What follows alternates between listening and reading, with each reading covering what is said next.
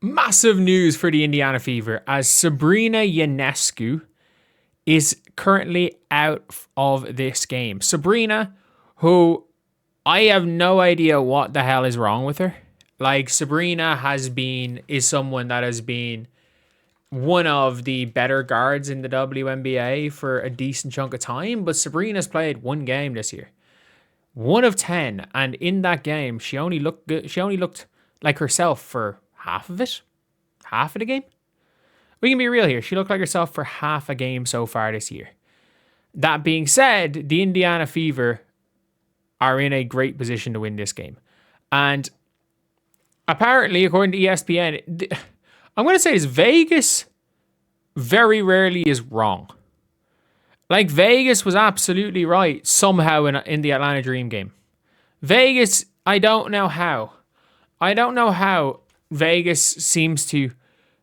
Like, I'm obviously not good when it comes to predicting. Like, Vegas has predicted... Actually, Vegas has predicted a lot of Fever games wrong. Let's be real. They just somehow got the Dream game. And I think this is the opposite. Like, I think the Fever have a good chance in this one. I think the Fever match up really well to them. I think Caitlin Clark likes playing in New York. I think this is not a hostile stadium. It's not a hostile stadium towards Caitlin Clark. This is an organization that are going to be positive towards Caitlin. Within reason, obviously. Within reason. But, like, if you're looking here at the... at this game right here, the New York Liberty are favored to win this game. The spread minus 3.5. And if you're even looking at the about kind of how this game's going, where are we going? In terms of, like, the way this game is, Maisha Hines-Allen's exceeded 5.5 rebounds to assists in 13 of her last 17 games. I would assume she's going to do that. The Fever are actually a pretty decent offensive rebounding team. Phoebish is definitely going to hit a three-pointer. Some very interesting ones here. But if you look at these two teams, how they match up, they are one of the better... The Liberty are one of the better defensive teams. The Fever are one of the better offensive teams. The Liberty do not concede that many points. The Fever are leading the league in points per game. The Fever are 5th in 2-point percentage, 9th in 3-point percentage. They're not shooting the greatest from three. That being said, the Liberty are pretty good at guarding the 3-point line. But if you look at offense via offense, like, the Liberty shoot the ball better. The Fever turn the ball over less. The Fever are a better offensive rebounding team. The Fever get to the line more. The Fever score more points. In terms of field goal percentage, the Liberty have the Fever there. And they massively have the Fever in 3-point percentage. In EFG, I would say is very similar. Free throw percentage, they're better shooters. Rebounds wise, you've got a little bit of better rebounding team overall in the Liberty. Blocks and steals, Fever get more blocks. Steals wise, the Fever average more steals. Assist to turnover ratio is around the same. And if you look again at these two teams on defense, is where the Fever concede a lot of points. Like, the Fever are 12 to 15 teams in points conceded. They score a lot. They concede a lot of points. They concede an awful lot of points. They're also last in the percentage teams shoot against them from the free throw line. Somehow teams shoot very badly from the free throw line against the Liberty. But this is one of these games where I'm like, I like this as a matchup for the Fever. So I like Aaliyah on John Quell. The only thing is that, like, you're going to have to play Maisha Hines-Allen on Stewie. Like, you're going to have to start MHA. Like, especially... And then, Caitlin, you go guard Phoebish. Astia is probably too quick. You probably start Lexi on Astia. Kelsey on Marine. And you go guard Phoebish. But, like, Sabrina being out is huge. Like, if they win, it's because Sabrina wasn't playing. Like, Sabrina was bad against Dallas. Like, Sabrina Ionescu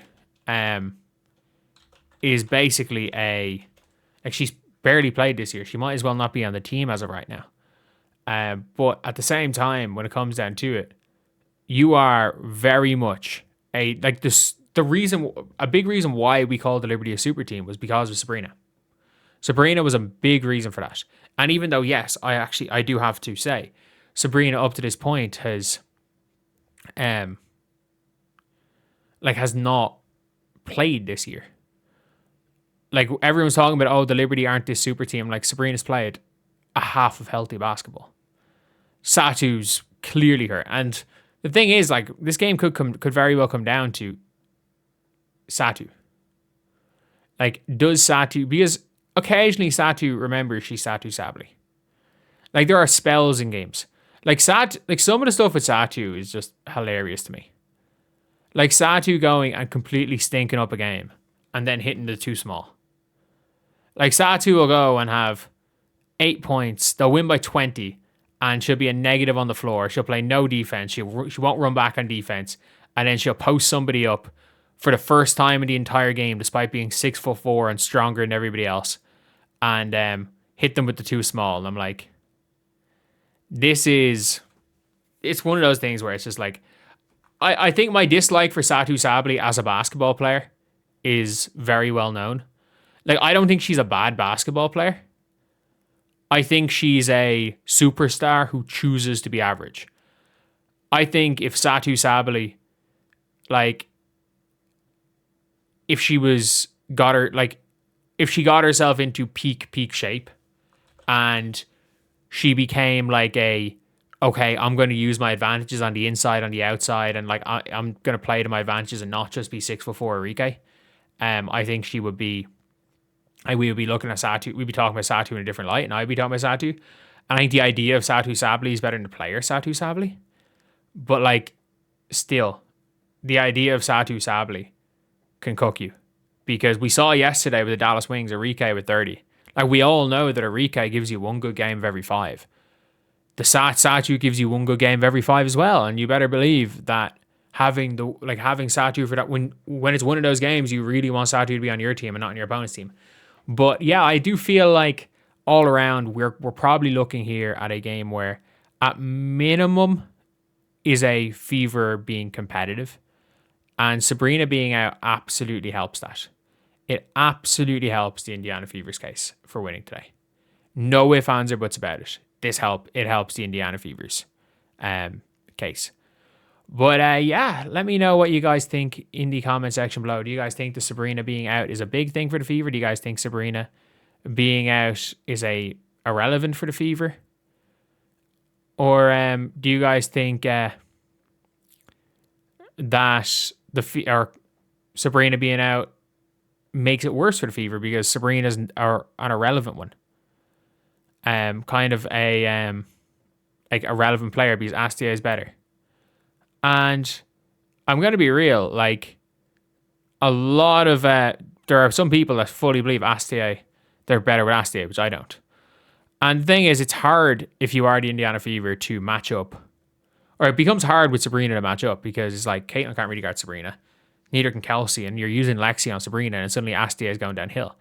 But look, this game's going to come down to it's probably going to come down to if Caitlin makes her shots, the Fever win. Kelsey Mitchell's probably going to outplay Marine Johannes. Like, if you look at it on a matchup by matchup basis, if Aaliyah outplays Jonquel and the Liberty are not the type of defensive team that can play suffocating defense on Caitlin. Like, Phoebish is one of those players that's just awkward, but she's not going to play suffocating defense. But anyway, yeah, that's the video. See you guys.